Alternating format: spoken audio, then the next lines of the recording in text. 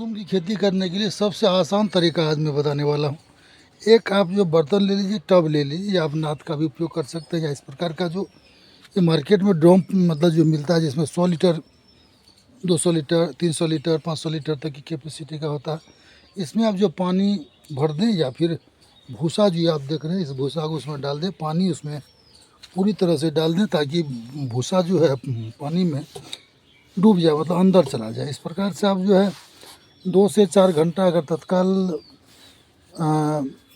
चूल्हा विधि से अगर आप मतलब जो इसको उपचारित करना चाहते हैं, तो 2 से 3 घंटा भी भिगो सकते हैं, या आप अगर चाहें तो 10 घंटे 12 घंटा के लिए भी मतलब भिगो सकते हैं। इस प्रकार से इसको भीगने के लिए दे दीजिए। भीगने के बाद इस प्रकार इसमें से भूसा को निकाल करके ये जो छान लिया गया, देखिए इस तरह से टुकड़ी में छान लीजिए, ताकि इसका जो अतिरिक्त जल है वो चू जाए, निकासी हो जाए। देखिए इस साइड में आपका ये धीरे धीरे जो है इसका जल निकल आ रहा है, ये चू रहा है बगल से। तो अतिरिक्त जल की निकासी हो जाने के बाद जो इसमें जल बच जाएगा, उसको ले आकर के हम लोग क्या करते हैं, तो चूल्हा विधि के लिए सबसे ज़रूरत चीज़ें जो आपकी होती है, वो एक मिट्टी का चूल्हा होता है और कुछ जलावन होती है। ये गाँव में आसानी से किया जा सकता है। ये देखिए ये जो चूल्हा है, और इस पर एक बर्तन जो टोपिया में जो है उस भूसा को डाल दिया गया, और एक कपड़ा या आप मतलब बोरा का भी उपयोग कर सकते हैं, उसको ढक दीजिए। ध्यान ये रखना है कि बोरा भीगो होना चाहिए, नहीं तो आग लगने की संभावना हो सकती है। इस प्रकार से आप जो चूल्हा विधि में ये देखिए जलावन ये है, मतलब जो गाँव में जो भी आपको उपलब्ध हो सकता है, तो हमने तो मतलब ढेंचा का उपयोग किया है। तो इस तरह आपके पास जो भी जलावन हो सके, लकड़ी का या जो भी हो, उसका उपयोग कर सकते हैं। और इस भूसा को हम जो है आधा घंटा तक जो बोलते हैं, आधा घंटा तक बोलने के बाद होता ये है, इसमें पूरी तरह से जो भाप आना शुरू हो जाता है। तो जब भाप आना वो शुरू हो जाता है, हम सभी लोग जानते हैं कि 100 डिग्री टेम्परेचर पर जब पानी गर्म हो जाता है, तो वह वाष्प बनने लगता है, वो जो है गैस का रूप ले लेता है। तो जब 100 डिग्री टेम्परेचर पर हम इसका जो है निर्जलीकरण करते हैं, स्टरलाइजेशन करते हैं, तो किसी प्रकार की जीवाणु रहने की संभावना नहीं होती, या जीवाणु रहित हो जाता है।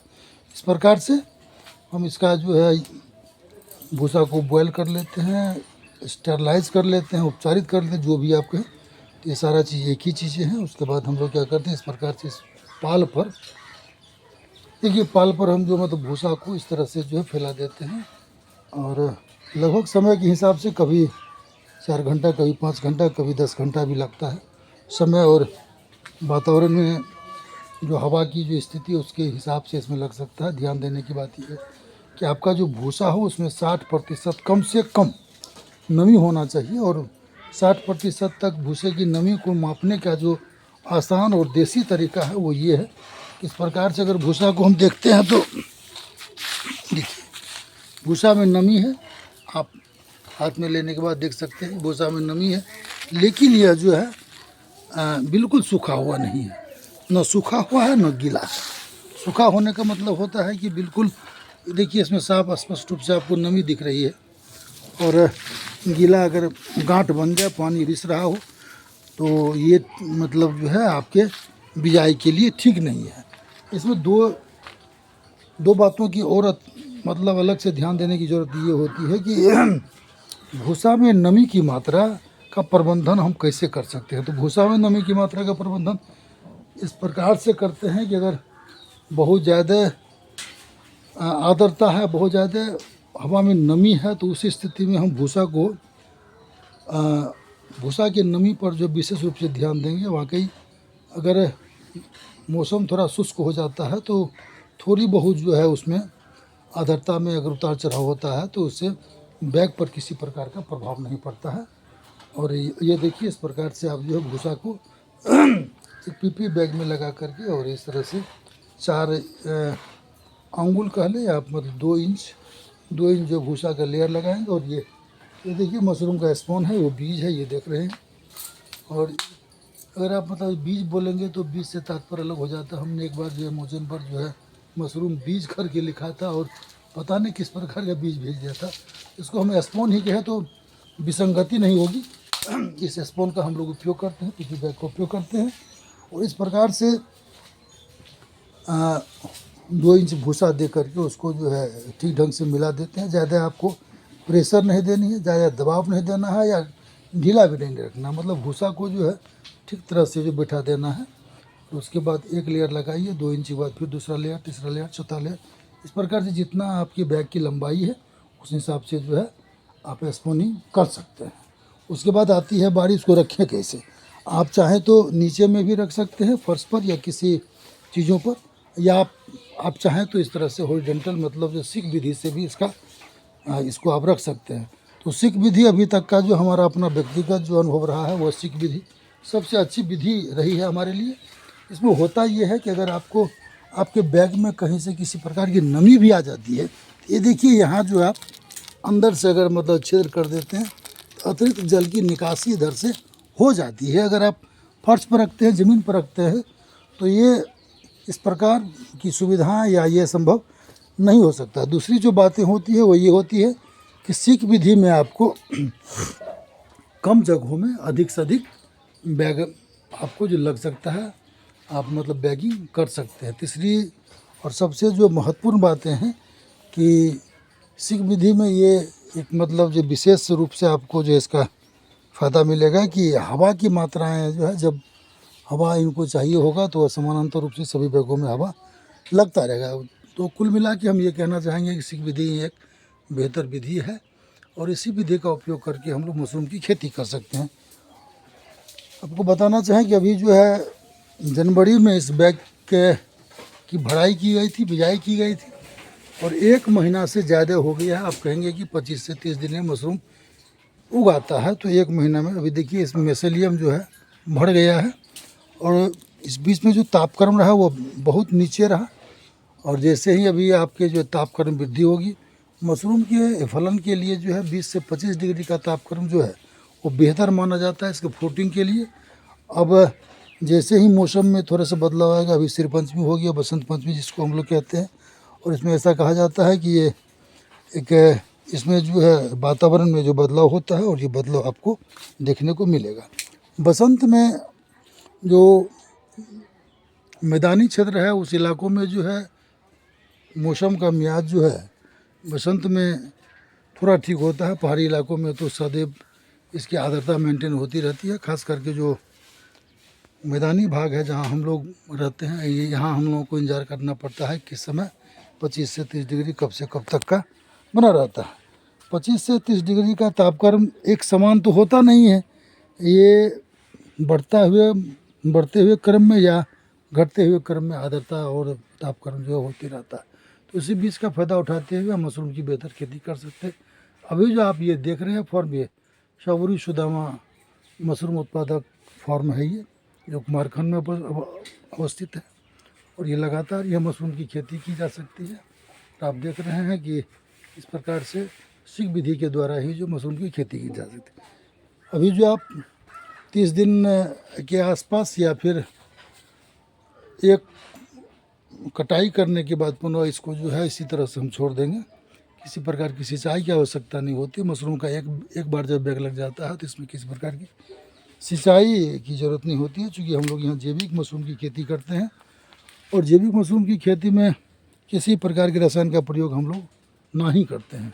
ये मतलब जो देख रहे हैं कुछ भ्रांतियाँ होती है, या मैं भ्रांति कहूँ कि मशरूम की खेती के लिए बिल्कुल अंधेरा कक्ष हो मतलब चाहिए। हमें ऐसा नहीं लगता। हमारा जो अपना अनुभव है, मैं ये नहीं कहूँगा कि ये जिनका भी थ्योरी रहा होगा वो कितना सही है, लेकिन मेरा जो अपना अनुभव है, मशरूम की खेती करने के लिए आवश्यक नहीं है कि बिल्कुल अंधेरा कक्ष हो। हाँ, ये ज़रूरी है कि तेज़ हवाओं और सूरज की रोशनी से बचाया जा सके और सीधे इस पर जो प्रकाश का प्रभाव न पड़े, ये ज़रूरी है। रोशनी आता है, इसके लिए हमें लगता है कि इससे इसका कोई बहुत ज़्यादा या ये कहेगी इस पर कोई नकारात्मक प्रभाव नहीं पड़ता है। ये बैग देख रहे हैं कितना खूबसूरत लगता है।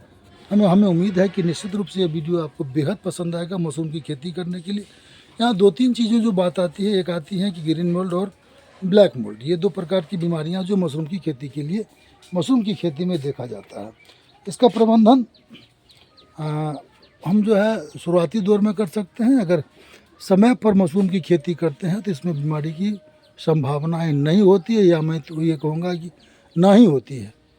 अगर आप 20-25 जब आपका जो मतलब तापक्रम रहे उस समय जब मशरूम की खेती करते हैं, बिजाई करते हैं, तो किसी प्रकार की आप देख रहे हैं कि मैं एक एक बैग को दिखाने का प्रयास करता हूँ, एक एक बैग को देखने का प्रयास करें, इसमें एक भी बैग जो क्षतिग्रस्त नहीं है। जबकि आप देख रहे हैं कि ये इसी में जो भूसा का स्टोर किया गया, इसी में सभी प्रकार का कार्यक्रम होते रहता है। ये देखिए, एक भी बैग आपको कहीं से भी किसी प्रकार का रोगग्रस्त नज़र नहीं आएगा। अगर ध्यान से देखिएगा आप तो ये 100% जो है आपका परिणाम मिलता है। ये इसीलिए होता है, हमारा जब अपना एक अनुभव रहा इतने दिनों का, तो हमने देखा कि इन दिनों में जो फरवरी और जनवरी का जो महीना होता है, इन महीनों में जो मशरूम की खेती करने जितना भी आप मतलब जो बैग की बिजाई मतलब कर सके, जितना बैगिंग कर सकते कर लीजिए। जैसे जैसे तापक्रम में जो वृद्धि होती चली जाएगी, आर्द्रता में अंतर होगा, तापक्रम में अंतर होगा, पछुआ हवा बहने लगेगी, पूर्वा हवा बहने लगेगी, तो ऐसी परिस्थितियों में जो मशरूम में खतरा बना रहेगा। कुल मिलाकर के हम ये कि जब कोसी इलाके के लोगों ने मतलब ऐसे जगहों पर जहाँ आप जो है आप तापक्रम जो है जनवरी फरवरी में 20 से 25 डिग्री तक का रहता है, तो निश्चित रूप से जितना संभव हो सके मशरूम बैग की जो है बिजाई आप कर ले, और ये 100% आपको जो स्टैक रेट देगा। तो निश्चित रूप से हमें लगता है कि हमने आपको जो मशरूम की समुचित जानकारी देने का प्रयास किया। और ये देखिए, अभी इस भूसा का जो बैगिंग मतलब किया जा रहा है, और बैगिंग करने का जो साफ तरीका है, इस तरीका का इस्तेमाल करके आप जो है अगर मशरूम हम लगा रहे हैं तो इसमें ध्यान रख सकते हैं। अगर भूसा में आपको लगे तो थोड़ा बहुत आप जो है चूना का प्रयोग कर सकते हैं। जो चूना हम लोग दीवार को जो पोतने के लिए काम करते हैं, उस चूना का जो है उपयोग आप मशरूम की बिजाई जब करने लगते हैं, बैग की जो भराई करने लगते हैं, तो उसमें मतलब भूसा में आप मिला दें, चूँकि इसमें कैल्शियम होता है। तो मशरूम के जो फंगस है, इनके बर्बाद के लिए, इनके भोजन के लिए कैल्शियम की भी आवश्यकता होती है, कैल्शियम कार्बोनेट और कैल्शियम सल्फेट। अब जो है घर में और भी किसी प्रकार का अगर आप लगातार मशरूम की खेती करते रहते हैं, या अगर आप कर रहे हैं, तो निश्चित रूप से आपको छोटी बड़ी जो अनुभव होती रहती है। मैं चाहूँगा कि ये संपूर्ण वीडियो आपको जो अभी आपने देखा वह सभी सुद्धमा के द्वारा जो आपको दिखाया जा रहा है। तो ये देखिए अंजू जी हैं। अंजू जी कुछ कहना चाहेंगे हमारी वीडियो को देखिए। हेलो। ये बैग जो है, बैग भरने के बाद सबसे पहले हम इसको अच्छे तरह से लीड को रखे हुए हैं और इसी से छेदा कर देते हैं। इसके बाद रबर बैंड करते हैं। छेद करने का मतलब है कि इसमें जो है फटने का चांस नहीं रहता है। वैसे यदि हम रबर बैंड करेंगे तो यह टूटी जग जो है फट सकता है। और इसी छेदा होकर के फल भी निकलता है। इसलिए जब भी कोई आदमी बैग लगावे तो उसमें छेदा जरूर करें, ऐसी नहीं कि वैसे अपने पन्नी फाड़ के फल जाएगा। कई बार कोई भी व्यक्ति अगर पूछते हैं तो बोलते हैं ऐसे हम रख दिए, उसमें होगा क्या, जो आपका भूसा भी सड़ सकता है। डायरेक्ट आप बंद कर दीजिएगा। तो ये देखिए, इसमें जो है हम पहले से रबर बंद करके रखे हुए हैं। इसको करना क्या है, देखिए पहले हम इसको पलट देते हैं ताकि मेरा बैग जो है गोलाकार बने। इसको पलट देते हैं, फिर ऐसे करके इसमें हवा भर गया, ये पूरा अपना सेट हो गया। अब देखिए थोड़ा सा इसमें जो है हम बीज अंदर में डाल देते हैं ताकि इसको जो है पकड़ मिले। ये जब फंगस डेवलप होता है तो पूरा भूसा को जो है गांठ के जैसे पकड़ लेता है। ये भी हल्का हम इसमें अंदर में दे देते हैं।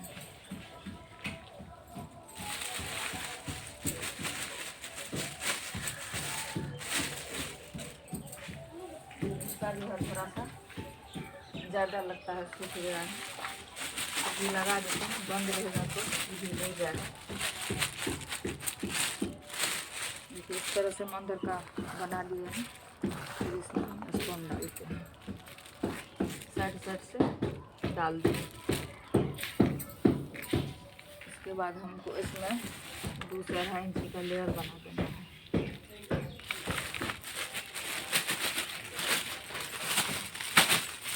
ऐसे भी आप फेंक दीजिएगा तो अपना बैठ जाएगा। जैसे जैसे आप जैसा दीजिएगा ना वैसे मिट्टी मिला दीजिए। ये आपने देखा कि किस प्रकार से बैग की भराई की जाती है, और इस प्रकार से बैग की भराई करके निश्चित रूप से जो मशरूम की बेहतर मतलब जो खेती हम कर सकते हैं। वेस्टर्न मशरूम की खेती हमारे सेहत और आय दोनों के लिए बेहतर है। आज बाज़ार की भी सुविधा होती जा रही है, तो निश्चित रूप से मशरूम की खेती करें और मशरूम को आगे बढ़ाएं। घर घर तक मशरूम को फैलाने की ज़रूरत है, ये हमारे स्वास्थ्य के लिए बहुत ही ज़रूरत है। और रासायनिक समय के लिए, रासायनिक युग के लिए हमें जो है इसकी आवश्यकता है, तो निश्चित रूप से मशरूम की खेती करें। और जय हिंद, जय कृषि, जय मशरूम। बहुत बहुत धन्यवाद। एक बार पुनः निवेदन कि हमारे इस चैनल को सब्सक्राइब करें, लाइक करें, बेल आइकन को दबाएं, और आपका आशीर्वाद के बिना ये संभव नहीं है। तो निश्चित रूप से मशरूम की खेती को हम लोग करें और अपने आय के साथ साथ सेहत का भी ध्यान रखें। तो जय हिंद, जय कृषि, जय मशरूम, जय सबरी। बहुत बहुत धन्यवाद।